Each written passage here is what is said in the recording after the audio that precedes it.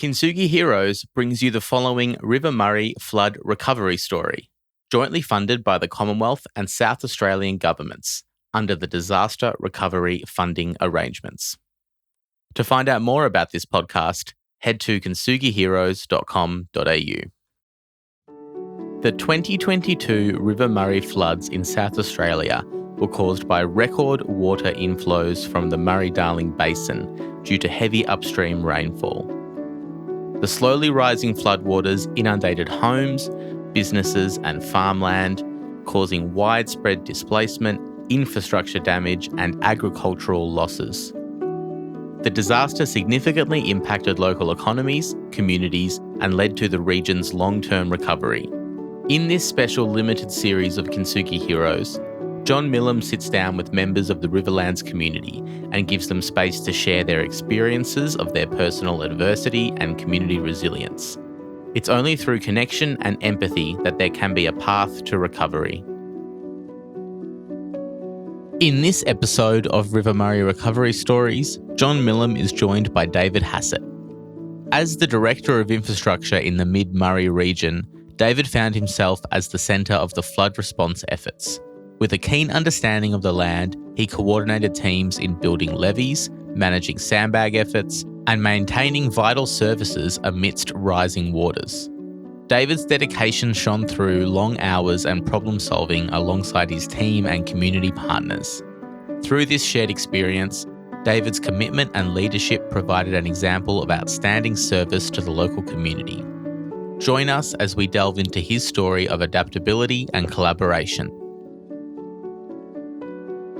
So, ladies and gentlemen, and friends and followers in Kintsugi Hero, once again, welcome to a podcast, a Kintsugi Heroes podcast, where we again talk about with people from the River Murray region about their experience in the 2022 floods, which were significant and had a major impact on the area. So, and today, again, we are blessed to welcome somebody who was basically up to his armpits in soil, right, for most of the stuff.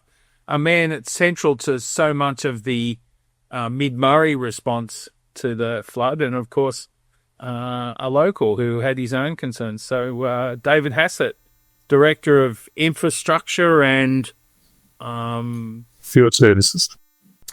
Beautiful. Yes. In Mid-Murray Council. Welcome, mate. So good to have you on. Thanks, John. Thanks very much for the invite. And thanks very much for following up with us. It's a pleasure. Mate, fantastic stuff. And I have to acknowledge to all the listeners that we met when I was down there and you kindly took me around, your knowledge. And you know what I really liked, mate, was just how much you cared about the land, right? I could hear it in your voice and the way you knew things and the people you met and so on. So that was like, so tell me, is that because, of your association? Is that who you are? Like is the river an important part in your life? I suppose I actually moved up into the River Murray area, a little town called Blanchtown back in about 1989. And my wife at the time, and we were just pregnant with our first child. So I still actually had the property in Blanchtown. And so the river's been pretty kind to me for quite some time. I've lived along the river. So a relatively good knowledge around that part of the island, the area. I also lived in the Mid-Murray Council area and I worked elsewhere. And about 7 years ago, I was fortunate enough to get a job back in the Mid-Murray area. So it's been part of, I suppose, my growing up. And so, mate, 1989, young family, you moved to what is, I've described it before as a very tough place to live sometimes. So there's the wonder and the gifts of the river, but it's not an easy place to live. What brought you? Why did you think a young family would thrive there? I suppose I was lucky enough to gain a job in the government in that area, and that was my background at the time. I was into roads and infrastructure, and so by actually moving to that area as a young family, I thought it might have been a stepping stone initially, but ended up living there for for what's been well over 30 odd years. So it's been a great experience. Well, it's stepping stone to being crucial to so much of what happens around, the Mid Murray, so Blanchetown, Manham, Murray Bridge. All however, I have to ask you, what I think the place you live every day is my favourite town name in the country, right? So Newry-Upta, right, which is closer to just inland from the river. It's just close to the wine region. Does that a little bit of a run out to the wine region? Is that a benefit or a bit of a pain? It's definitely a benefit. Yeah, the Bros where Newry-Upta is located is a beautiful wine region. So yeah, it's a very, very nice place with the wineries on the weekends and some gin places as well. So no, it's a very, very high tourist approach area. Yeah, and so it's got to be a big magnet. Like if I was you, it'd take a lot to pull me out of it. So, but Newry-Upta is a great place to put on your envelopes, mate. So, yeah, and of course you still have place in Blanchetown and so on, which is an amazing place. So, how do you feel? What do you feel about the river? Right? What is the river to you? It's basically the heart of probably Mid Murray to an extent because it is very, very attractive to Adelaide. Blushtown is only 120 k's, probably an hour and a quarter from Adelaide, where people come up on day trips.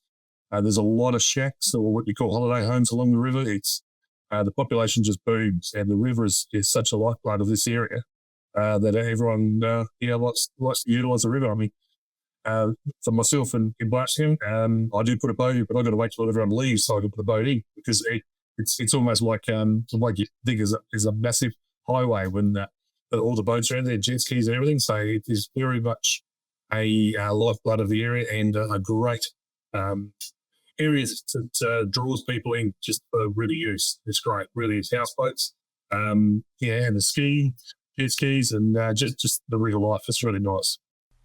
It's quite interesting. It's a little bit strange to be down on the edge and to see streets and shops supporting houses and essentially houseboats as well, right? Sitting there, it's kind of a weird thing, but very, it's a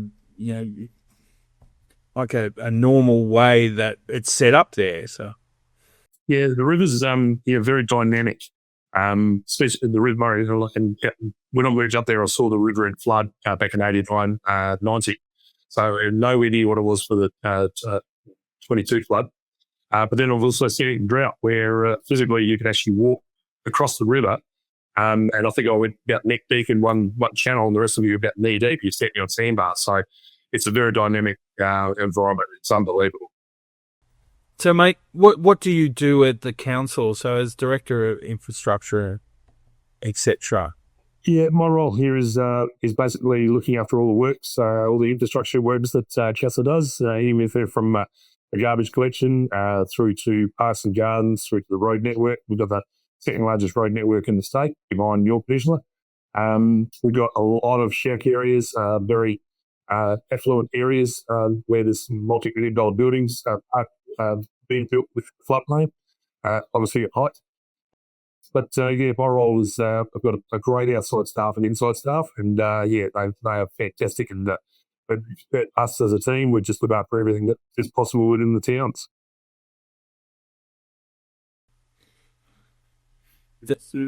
I hope you're getting enough sleep. Right, I imagine you didn't get a lot in 2022. As you said, you had seen the river at high water previously and also at low water. What were your initial thoughts when the word went out that there was going to be another event in 22? Again, that was a very dynamic situation because there was we're relying a lot on the intelligence that was coming through, the intel from government departments, and I suppose when leading into it, there was what suggested river levels, and we thought it was going to be a high flow, like a major flood. But then it's actually started escalating towards the end of 22. It escalated to beyond what everyone's capacity was. The state government ended up calling a emergency response. We were already into our response at that point in time, building levees and trying to protect, obviously, some town infrastructure and businesses within Manham, and also in Morgan as well. But then also notifying the community of what was going to happen, because there was a sense of disbelief about how much was actually going to come out, the amount of water that was going to come out, and it took everyone by surprise. And I think even the lead time into the announcements as to when the flows were going to increase, we probably only had like a 4 to 6 week window to actually then change our course of direction. So, through that, through the flood, apart from trying to, I suppose, put everything in place to try and protect elements of the town and prevent that flow from the river back up into the townships through stormwater drains, we still had business as usual. We had to grain our road network. We had to go visit all our towns. We had to set everything in. And when the flood actually hit, all the ferries closed. So basically it was about a 100-kilometre gap from Blanchetown and Cadell down to Murray Bridge, where the community couldn't cross the river. They could not access either side. So it was a massive event for the whole region. Yeah, wow. I want to ask you a little bit more about that, that feeling. But there is one thing I want to clean up. I think a lot of people have mentioned at some point, as you've done some interviews, about seeing a barbecue in a gas bottle floating down the river, right? And I'm getting to the bottom of this. Like, either that happened a lot, or that one barbecue like traversed the entire flood, right? So, first of all, was it one of yours? And second of all, did it actually happen, do you reckon? No, and that's probably what took a lot of people by surprise, because when the first element of the flood was being announced, like a lot of people just lifted their roller doors by about, say, 3 feet. That was about all. And then all the road networks went out. And then all of a sudden, the next level was forecast, and the next level was forecast. So no one could actually get back in. And a lot of people ended up going back in by boat to try to put everything up on the first floor of their shacks. And some people just locked up and walked away and, of course, left everything under the shack. And that's exactly what happened. There was gas bottles and barbecues at rainwater tanks, all floating down the river at a fast rate of knots. So there was a lot of debris, massive amount of debris. But it wasn't mine. We had to take out all our community barbecues prior to it, because obviously we had a lot of electrical infrastructure near the river, so all that had to come out. So we were okay. We had to put it all back in. But so a lot of private debris went down the river with the wash. It was incredible. I can't believe how many people have mentioned something like that. I want to, that time early, sort of halfway through the year in 22, the forecast, the warnings have started to come out. You've got your team and so on, but like your budget is full, you're busy, your normal schedule's busy, right? And then suddenly someone says there's going to be a flood event, and then every week, it becomes bigger and bigger and bigger. What was your response personally? Did you feel overwhelmed? Was it like something that you just went, my goodness, what are we going to do? Or were you feeling confident that you guys would handle this?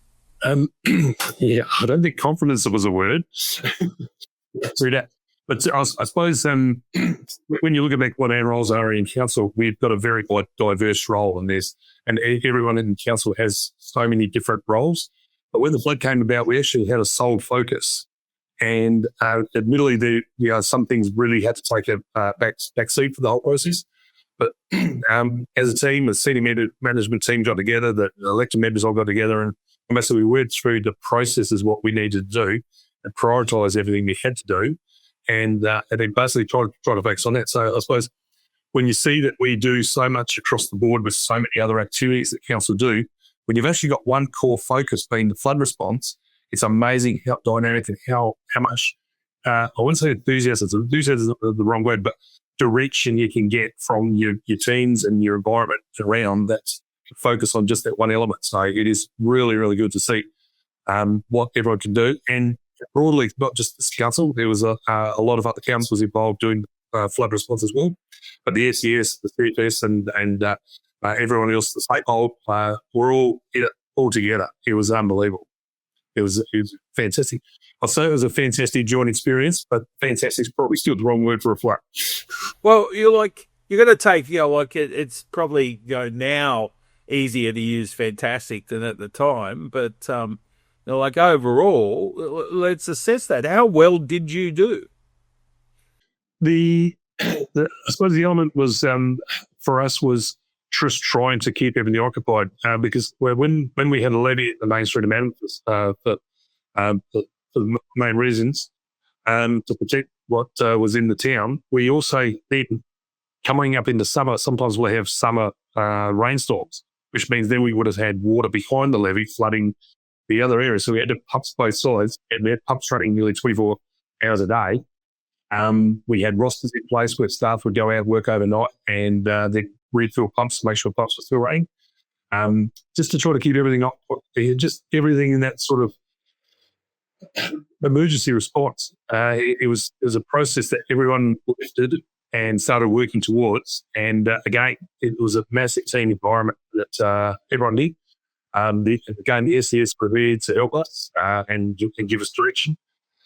But it was a process that trying to deal with it and knowing where it was. I mean, we got 220 linear kilometres of river. So it's 440 kilometres of river frontage that was actually affected. So it wasn't like it was just in one spot where you had to deal with it. We had 155 roads that went underwater. All those shack areas were out. So it was a massive communication piece. We had a communication went out to nearly well over 1,000 people. And we had to when our forecasts were while we were doing all the links we could possibly do. So it was a massive education process to the community and also just a very humbling experience knowing that when the Wood River did subside, that we still had a massive amount of work to do. When the flood coming on was probably about 20-30% of our work. The cleanup afterwards has been, the remainder of the work. It's been a huge focus. And yeah, absolutely right. And of course, it's a tough, job to clean up after a flood. You mentioned you've just handed the council a report on what's left to do.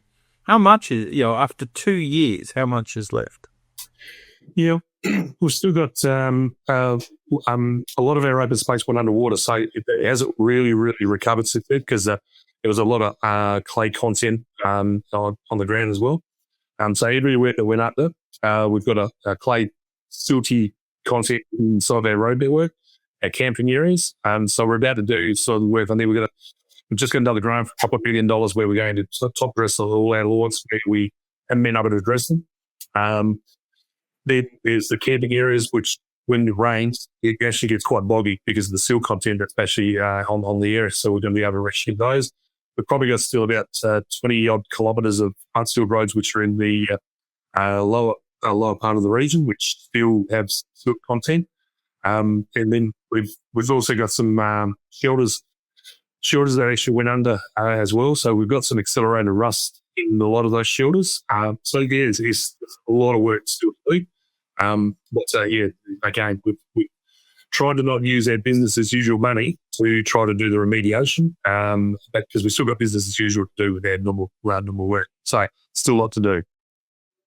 Councils and people like yourself are often the target of some community asking for, why aren't you helping us? Why aren't you responding? Why aren't you doing this work? How do you feel that side of things has been for the flood and then post flood, the cleanup? Yeah, I suppose some people don't take a great view of councils. They do a bit of a different view of councils, and I suppose we're no orphans in that area.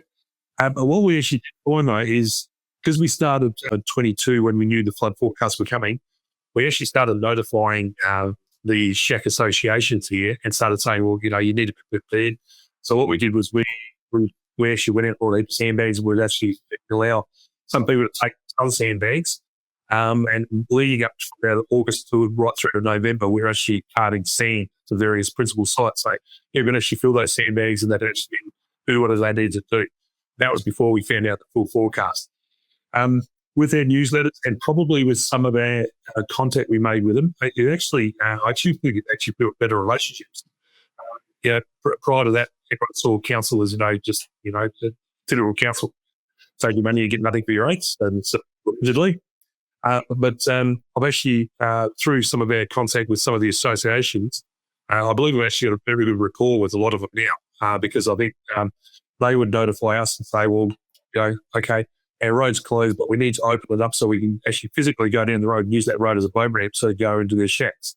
So we get a lot of assistance around that area. So there was a lot of community involvement. There was a lot of people who looked to us as a council to, I suppose, get the place of truth about what was happening. And obviously with our newsletters that were going out, they were actually going out to other council areas and people were picking up on those. So there was a bit of a bonding sort of process through the whole flood because everyone was experiencing it in their own different ways. And out of that, I think there's been some really good relationships built. It has been actually very rewarding, to be honest, about what some of the relationships were like prior to the flood, but now what like people know, on a first day basis who we are. So we can sort of help them, would help them, and they've helped us. That's fantastic. So that in terms of the the silver linings, right? Some of the community engagement and collaboration has come out of it. Yeah, and I suppose it wasn't really just the people that were absolutely flood affected. I mean, we still had garbage collections. We had to bring, like when roads were cut, we had to make sure people got their bins back up to another location to get the bins picked up for garbage collection. So there was a lot of conversations had with so many broader communities just so we could actually still deliver services. And there was a lot of people just driving around. The area was swarming with tourists because they hadn't seen the flood before. So there was another element there where people would come in and turn around. We had traffic control on the main street of Manor because there were people driving in the main street of Manor, couldn't go any further because the road was blocked. And then they'd turn around and go back out. So it was a big draw card, but the community really benefited from, I suppose, and we benefited from, I suppose, from the continuity we've been able to build with some of the shack associations. It's been pretty good. Fantastic. So I guess it's the Riverland and Murrayland, the River Murray, it's a long, windy, and there are a number of settlements, and they each have their own character. Do you feel and you were looking after one end of the river. Do you feel like you guys work together, that all people have a common goal? Or is that local? Yeah. At the peak of the flood, now basically we had what was a ZEST, which is a zone emergency support team, and that was run by the local SAPOR superintendent, and he was excellent. And that's Scott Denton. And basically what he did was every week we would get on a Zoom meeting and we'd all talk about it. So basically the Department of Environment and Water would get on, the SES would get on, and then they'd actually talk to all the Riverland councils about what we were doing and where we were at and how we were going about it.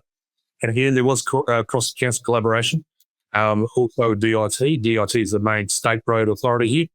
And there was obviously the ferries. When ferries went out, there was detours had to be put in place, and roads were just basically cut. The whole community was cut. So there was a lot of collaboration between all the organisations. Even with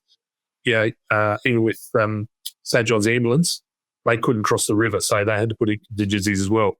The school buses couldn't cross the river, so they had to put contingencies as well. So yeah, there was a massive support team, and a lot of communication processes put in place with just about every organisation. That could probably even lead towards this area. It was great. So as a bloke, obviously you were key making big decisions, and you're privy to some of the chat, but you're also you've got an everyday role there as well. Did you feel like everything came together, right? I do. I believe so. I suppose it was a very coordinated approach for us. We had what we call a critical incident management team set up. So within council we had that. We also have our senior management team, and then the CEO would brief all the elected members as regularly as need be. So there was a process put in place where we and still had to do business as usual, but then had to focus on what we had to do with the flood. And like I said earlier, the flood, when it actually started hitting its peak, we had a lot of issues where there was leakages, there was unforeseen flooding in some areas, and we had to build levees in other spots. We actually had water coming up, seeping under the levee, under the road, and then bubbling up through the road. So we had to close roads. It was very, when there's a low wall the other side and you know your road's bubbling, you think, we've got some problems. So a lot of underground seepage, stormwater's let loose, and hence the pumps were running. And obviously, if we had a stormwater, a rain event, we had to be prepared for that too. So it was a very collaborated and coordinated approach. We worked with the Zest as well, with the Zest team, about how we had to do it. The SES were always available and always on site to support where we needed. So it was a huge experience. One, I don't think I really want to experience again. But the elders and the people around it always say these things come in too. So, yeah, wow. And of course, to follow that point, right? The Murray isn't up one night, down the next, right? So you were dealing. The lead in was long and slow and surprising, and of course the exit was just as problematic. Yeah, weren't you just buggered? Yeah, in a word, yes. There was probably a fair bit of burnout from staff and probably even the community, because I think she went up for so long. The river was up for quite some time. So there was a case of, how are we going to go? How is the event going to last? And I suppose there was an element of burnout among staff and also the communities. There's community frustration because it just went up for such a long event. And then obviously when it subsided, we still had levees, we had nests, we had everything. So we kept roads closed to the best of our ability for about another 2 weeks until it didn't dry out.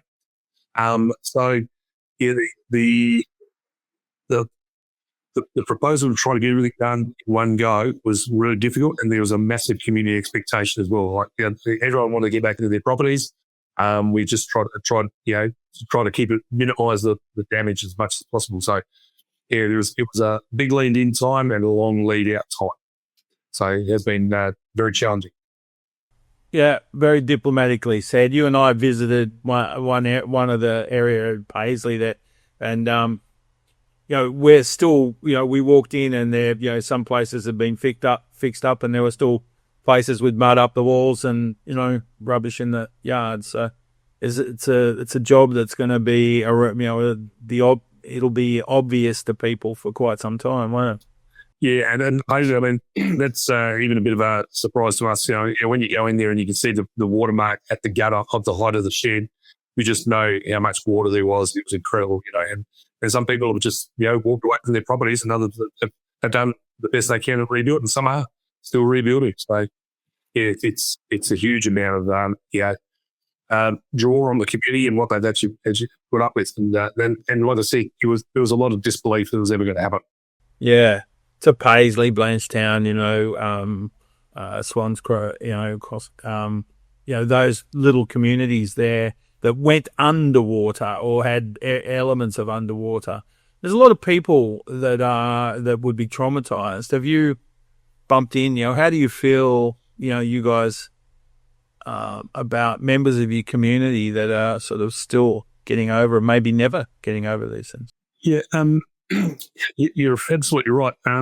As I said earlier, we built some relationships with some of the associations. Probably only about 6 or 8 months ago, where I actually had a personal conversation with one of the association members, and he's rebuilding his family shack. And even when he was just talking about the river experience, you can hear his voice breaking. And that's 18 months after. I mean, it's been 2 years, well over 2 years now since it's subsided. There are some people who are probably a little bit bitter about, what actually happened and they couldn't save everything they had in their share. I mean, the government put on a wellbeing officer here at Mid-Murray and did a huge amount of work in the community right across the whole river area just to make sure that there was that element of support through the community. There was Red Cross came in, there was SAL came in as well. There was a lot of people that were couldn't actually live in their shack because that was their primary home residence. There was alternate living arrangements made for quite some. So yeah, it had a massive effect, and it still has a massive effect out in the community. And even though, like, I drive through the areas now, and some of the houses are either being rebuilt or have been rebuilt, or some of the shacks are just still sitting there and they're just flood affected. You just see the silt all over it. So yeah, it's had a massive effect on the community, and there's probably still a lot of people in disbelief about what actually happened. But there's been a lot of positives coming out of it as well. Like a lot of people have actually rebuilt, got on with it, and rejuvenating their life by having probably a better flood-proof property within the River Murray area.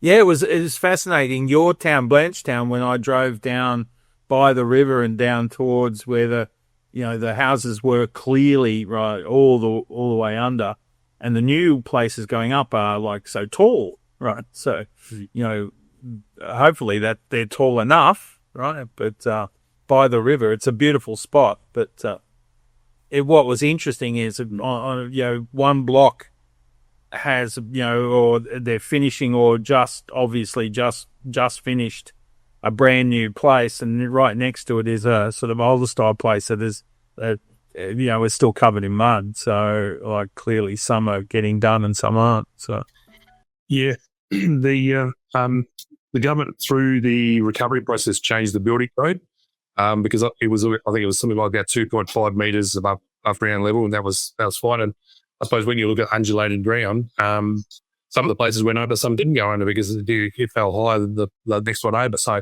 there is now a AHD level, a high datum level that they now go to. So they are built a little bit higher than what they were. So hopefully they'll be more floodproof than what they were previously because, yeah, and you're right, there are some ground level shacks and sheds and whatever else. A lot of people just come in and grit blasted or steam plank the whole area. And that's their holiday residence. So without spending a lot of money on a property, they've still got their little property that they can go to. So that's what they chose to rebuild to. But yeah, there has been a lot of devastation thing. But again, there's still a lot of work for the community to do. As a bloke who's like you must be driving, every time you go through there, you must look at something and go, oh yeah, that's still to do, or that's not, that's been done. Does that annoy you, or does it challenge you, or is it just part of the landscape?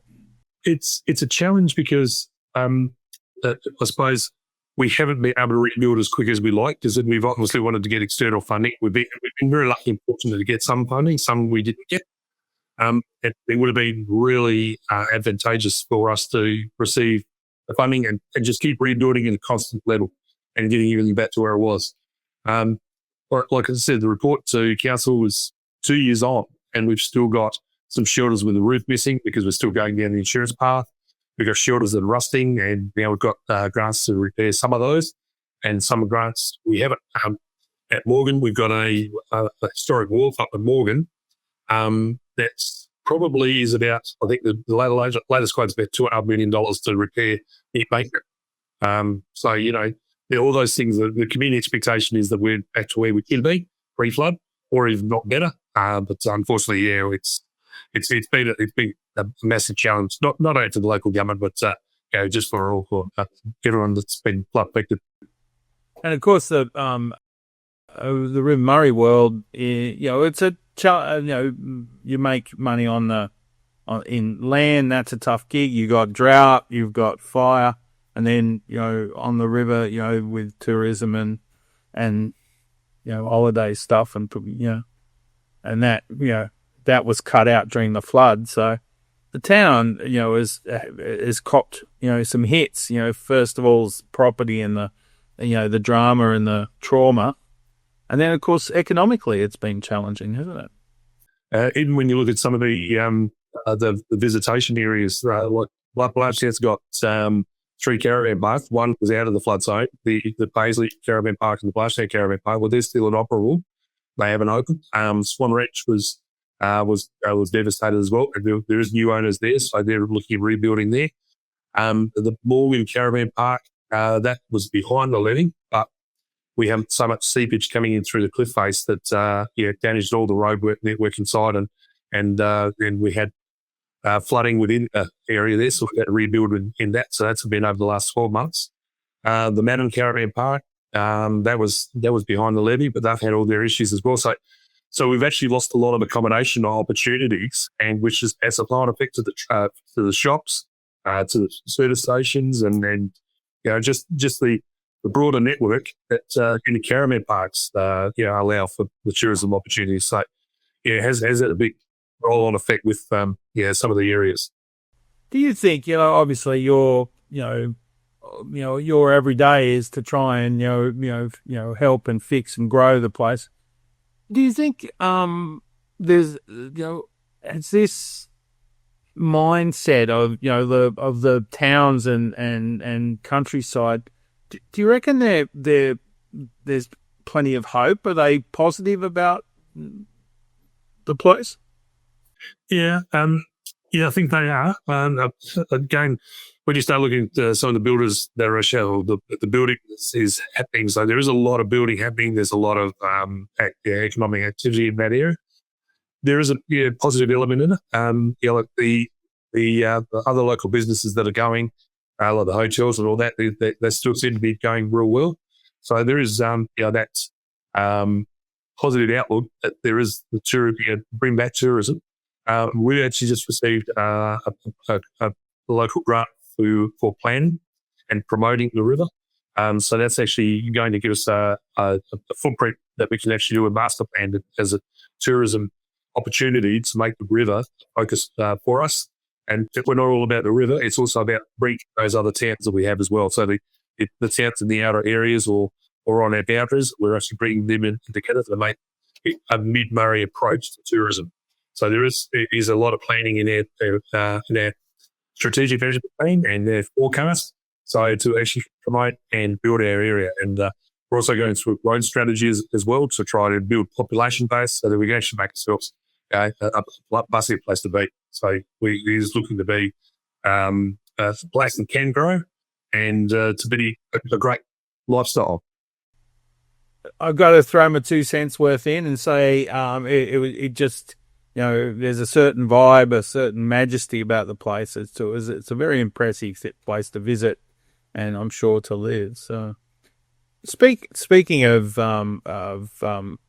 positive, right? The idea about the challenge of facing the water, right? The practical terms, right? So you mentioned you built levees both in countryside up a bit, where you could see a way of stopping water, through the streets of Mannum, right? So keeping half the village, dry. What was that like, and how did you deal with people who weren't on the right side of the levee? Yeah, it's very challenging, extremely challenging. I suppose when the 1974 flood happened, basically it was nowhere near what we just experienced now. But the 1974 was a bit of an eye-opener for us as well, a bit of a learning curve. Wasn't around at the time, but what had happened was they built a levee probably about half a metre high, a little bit higher than that, in spots down the main road, and which obviously left some buildings on the riverside, which it was totally impractical. It's on private land, so we can't build levees around there. There's too much infrastructure there. So we had to really, I suppose, make a determination and follow what they did in 1974. And that's basically what we did in Mannum. And in doing so, it was only a matter of what level height it was coming in. So there was quite a few public meetings. We held public meetings in Swanridge, Morgan and Mannum, leading up to obviously the time where we had to evacuate and start building. So there was obviously a lot of concern from a lot of people that were on the wrong side of the levee. And they obviously had to rebuild. And some of the buildings were very old stone built, so that those survived. But the cleanup was phenomenal. But we basically gave them a bit of a lead time to say, okay, well, this is what our proposal is. We're coming in on the late December. We're going to start building. Here's what we're going to do. So really, you've got to probably empty your shops out, empty your houses out, and make sure that you are ready so that when we made the town ready. And that's basically what how it went. And also with SA Water, that the sewage system here is in SA Water, is governed by SA Water, and there's 5 pump stations along the river, which basically 2 of them were in behind the levee. Otherwise, we would have shut down the sewage system in Manor. So there was a lot of consequences if we didn't do what we did. Yeah, no. And it was a big job. How did you feel you did do it? Like, for bringing all the resources in. Are you proud of that job? I mean, there's a lot of contractors that just came out of the woodwork for us. We went down the path of having several contractors building the levees and building all the infrastructure we need. Our own teams were out doing what they needed to do, like do all the road closures, and again, business as usual. So to be where we are now and to come out the other side of it, it's amazing what a group of people can do and a team environment can do when you have the sole focus and basically how they approached it. It was very professional, it was very dedicated. And to see that from every level of staff, in my CEO one day, he rang me up and said, have you got anyone to man the pumps tonight? And I just said, it's New Year's Eve. And I said, no, mate, I'm stuck for people. And he said, I'll do it. So at New Year's Eve, New Year's Day, he was there until 6 o'clock in the morning, manning the pumps to make sure the pumps are actually running. And it was amazing, massive team environment. So proud of the staff for what they did. And the contractors, just working. Yeah, they worked 24 hours a day too, just to try to get us to where we needed to be. So looking back on it, it was a horrendous and volatile occasion. But it was also a moment where you sit back and just glance back at it and go, yeah, that was very worthwhile, even though what the outcomes were. But it's a very, really good feeling about how we got through it all. So often you hear in the personal development world, they talk about the circle of concern where you feel like you can operate, comfortably, and then the circle of influence, right? Is inside of that where you're in your comfort zone. Do you feel like now you and your team, right? Have expanded your circle of concern, right? There's not much you wouldn't be confident dealing with. It's probably brought a lot of the staff a lot closer together because we had you've always got your own departments in your infrastructure planning and corporate finance, but we had people from all other departments putting their hand up to go and help us around the clock. So that was just internally, and that's actually built some pretty strong relationships within the council as well.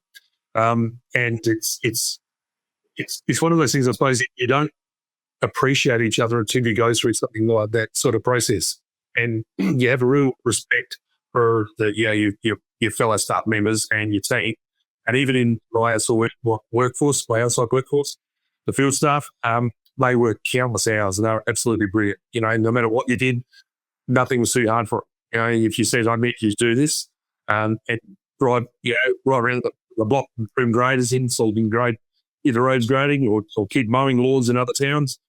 I went on and did it. It was, And I think there's a healthy respect and also an admiration amongst the staff about what has actually happened. How did you come out of it, mate? Your family are good? You were good? Did you feel like you survived it all well? Yeah, I suppose that there's one thing that we probably oversaw a little bit, we overlooked a little bit, was probably on our own well-being, because the staff are dedicated, they threw everything into it, and their own well-being was the amount of hours we worked, and the amount of hours that some people did, like someone worked overnight, and then they had their optional break, and then they'd come back and do their council work. So it was looking from the inside out. That's what we were doing. We were trying to fix whatever we possibly could or trying to prepare for it, but we didn't look back at ourselves. And that's one of the things I think we learned from this is our own well-being, our own support that we probably neglected a little bit. From an operational point of view, you start looking about how everyone's come out of it. And the experience is what is it? They've all grown as an organisation. They've grown as people, and there's an admiration for a lot of people in the organisation. That's awesome. That's good. The growth, post trauma growth. Fantastic stuff. What are you doing? As you said, and the old timers, the law, the men with the law are saying, these things can be twos, right? What are you doing for the next one? Well, what we did when we actually remediated the levees, so what was the main street of Manham, obviously that's been removed. But what we did was the contour of the land in all the open space. So we've got what is Marianne Preserve. It's the principal area. It's an activated area, and it's the focal point for the river connectivity for Manham. When we pulled the levee back out, we actually left the levee what would be at 120 AHD lot height. So in theory, what we built the levee to was about 210 AHD. And flow rates, 120 gigalitre flow rate, and we ended up with a 210 or a 198, I think it was, when it first came through. So when we rebuilt the ground level, we left the plinth at that 120 flow rate, all except in one area where we weren't able to do it. We couldn't reclaim any land to do it. So the Manham Caravan Park is set at 90 gigalitres, and the Marion Reserve is set at 120. So we only have to do a little bit of work to I suppose, safeguard if we have flow rates up to that high. And that's what we've been able to do, in readiness. And we've been also able to map our stormwater. I mean, what we've also been looking at doing is with readiness some of our stormwater, we're looking at getting gate valves on those so that we actually shut the stormwater so the water comes back up, it doesn't come back up into the channel. There's been a lot of learning from that. It's all been an experience, but I think we've grown from it as well. Of course, the contacts for your internal and external, not just the area and the government and so on. That must be valuable, right? You build relationships with those organisations.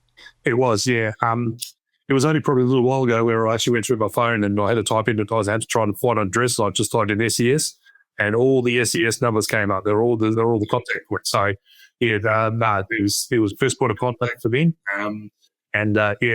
It was massive issue. But it's been, again, out of it. It's difficult to say out of a disaster like that it's rewarding, but it's an experience that you value, absolutely value. That's really well put. I like how it's an experience you value. That I want to give you a pat in the back too. Down there the iconic shot of me in the tree, the flood tree, right? And of course you've already got the plaque up there, right? So it's like it's impressive. With all that history, it's important to capture those learnings and the things that you come from it. Interesting, the 56 is kind of in folklore now. How are you going to, capture the folklore of 2022? I think for people in my role in the future, I'd say, we built a massive database, a lot of photos, a lot of, I suppose, detail about what happened, where we closed things with. Like I said, we had weekly newsletters, and for the peak of the flood, we had they went out twice a week. It was all about the road closures. It was all about the sweeps, our sewage systems. It was all about our river frontage, our accessibility, and then post-flood, it was about the rolling openings of the roads and then the implementation of the sweep. So we probably got very good mapping now of what actually occurred, and we were actually able to say, okay, well, we put the nodal over our whole area and say, well, this is what happened in 2022, 23. And then the government now has a website where they can predict the mapping at various flow rates as well. So it gives us a really good, I suppose, database of what we can expect and what we've experienced this time. So hopefully, let's say hopefully, in the event that happens again, I think we've got a good base that we can work from. Absolutely. A couple of questions I've asked others. First of all, you guys are, too nice to give brickbats out, but, there's if you ever, if there's anyone you want to, slipper, now's the good time to put it out there. But who was your favourite person from the flood experience? Good question. I actually think, what from the Zest point of view, Scott Denny, from the Zest point of view, Scott Denny was an absolutely fantastic facilitator of bringing everything together and making sure that everything was coordinated quite well. Had quite a good couple of meetings, and when he came up here and personally visited. So yeah, I think that was a very good relationship being built there. I think internally, I think our elected member body, they were just newly elected at that time, and I think they I suppose have a very healthy respect for what the staff can do and what the staff can do as a whole. And so I think there's been a massive amount of respect built from the elected member body about staffing in the area. So, and I suppose the relationship built internally, it was, like there's a lot of people that will always just be knocking on your door saying, "Are you okay? And how are you going? And what are you doing?" And then and vice versa. It was a massive amount of camaraderie. So, yeah, right across the board, I think there was even across some of the council boundaries. You liaise with the other directors or the other managers in those roles, and there was a lot of support across that as well. But again, the SES were always there to give us on-site supervision and work that we were doing, and again the contractors as well. It was just the whole collaboration was brilliant. And when you say brickbats, I can't think of anyone you want to give a brickbat to, because it was it's a consolidated effort. Beautiful, mate. Good. It's spoken like a true team leader, mate. They're all good. The question I also ask is, what's your favourite thing about the river? What do you have a spot or a thing?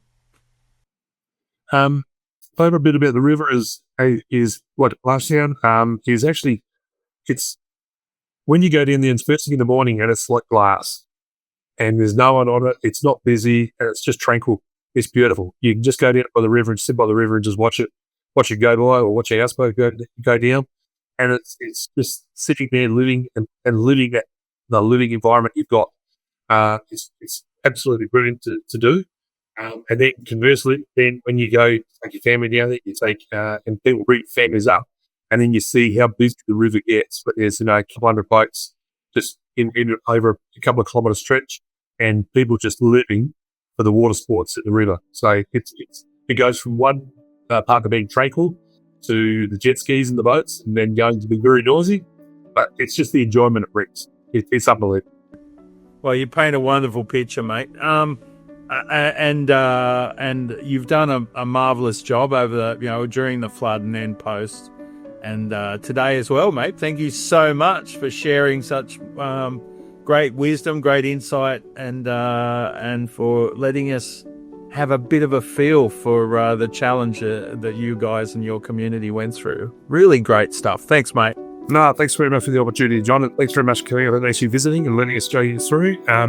It's one of those things that you actually have to see today how devastating that she was. So, thank you very much for the opportunity. Too true. I'm looking forward to getting back there, mate. See you soon. Thank you very much. Cheers, mate.